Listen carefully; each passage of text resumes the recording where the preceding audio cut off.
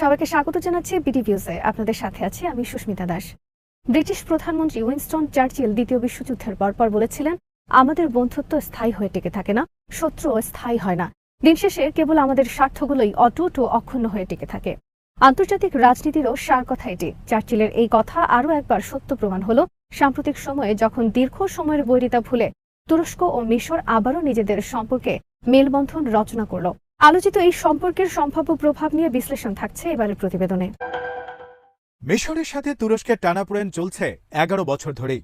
মিশরের বর্তমান president Abdel Fattah al CC 11 বছর আগে যখন একটি সেনা অভ্যুত্থানের মাধ্যমে মিশরের প্রথম নির্বাচিত প্রেসিডেন্ট মোহাম্মদ মুরসিকে হটিয়ে নিজে ক্ষমতায় আসীন হন, তখন থেকে মিশরের ব্যাপারে বিরূপ হয়ে যায় তুরস্ক। মিশর বা তুরস্ক কেউই আনুষ্ঠানিকভাবে নিজেদের দ্বিপাক্ষিক সম্পর্কে ইতি টানেননি।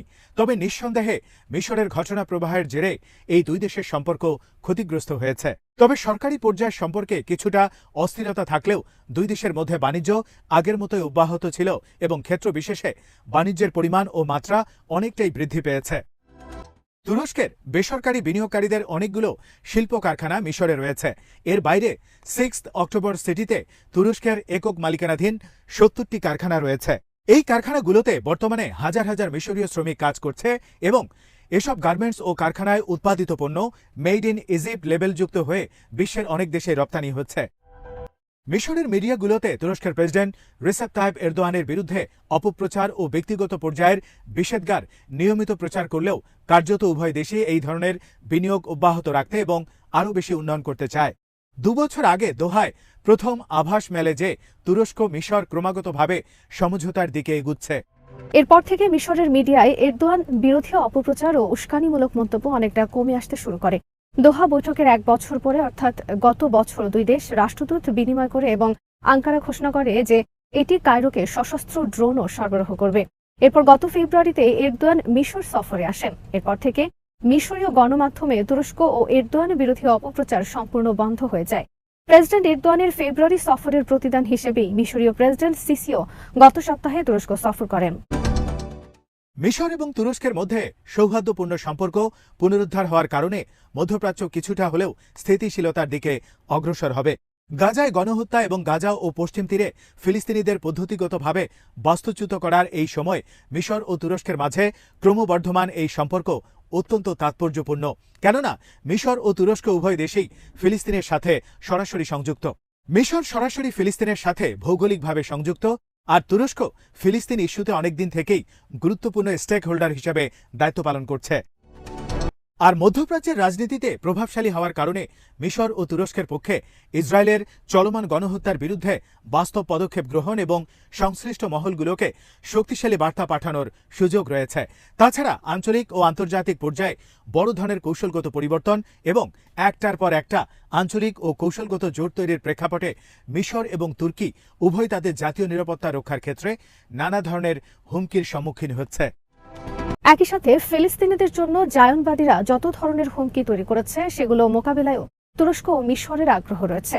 মূলত পরিস্থিতি পর্যালোচনা করে কায়রো এবং আঙ্কারা তাদের দীর্ঘদিনের মনোমালিন্যকে একপাশে সরিয়ে রাখতে বাধ্য হয়েছে। দুটো দেশই নিজস্ব ইগো এবং আরও বেশ কিছু ইস্যুতে ছাড় দিয়ে হলেও বিদ্যমান সকল হুমকির বিরুদ্ধে একক ফ্রন্ট গঠন করতে দেয়।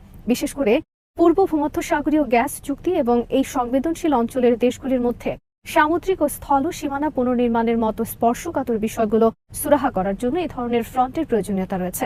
কারণ এই ফ্রন্টগুলোই সংশ্লিষ্ট দেশগুলোর জাতীয় নিরাপত্তা ও স্থিতিশীলতা রক্ষায় সহায়তা করবে।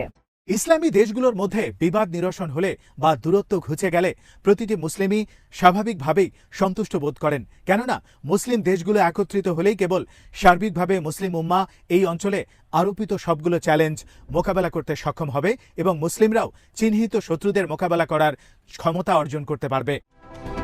এই পরিস্থিতিতে মুসলিম দেশগুলোর নেতাদের এখন উচিত হবে বিদ্যমান বিভাজনগুলো দূর করা, পারস্পরিক শ্রদ্ধা বৃদ্ধি করা এবং একই সাথে বন্ধু এবং শত্রুকে নতুনভাবে সংজ্ঞায়িত করা।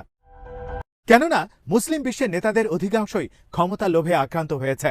মুসলিমরা একে অপরের সাথে প্রতিযোগিতা করতে গিয়ে নিজেদের প্রকৃত স্বরূপ হারিয়ে ফেলেছে।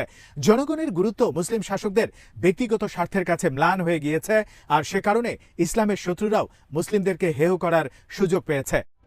নানা ধরনের ইস্যু তৈরি করে মুসলিমদেরকে বিভক্ত করে রাখতেও সক্ষম হয়েছে। এই বিবেচনায় সকল মতপার্থক্য ও ষড়যন্ত্রকে অতিক্রম করে মিশর ও তুরস্কের কাছাকাছি আসা সহজ কোনো বিষয় নয়।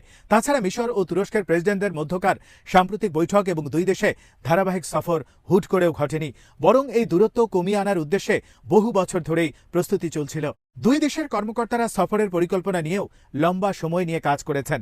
তুর্কি সংবাদপত্র আকশাম 2019 সালের সেপ্টেম্বরেই জানিয়েছিল যে মিশরের অনুরোধে গোয়েন্দা পর্যায়ে মিশর ও তুরস্কের মধ্যে আলোচনা চলছে। তুরস্কের গণমাধ্যমের এই খবর সে সময় কায়রো অস্বীকারও করেনি।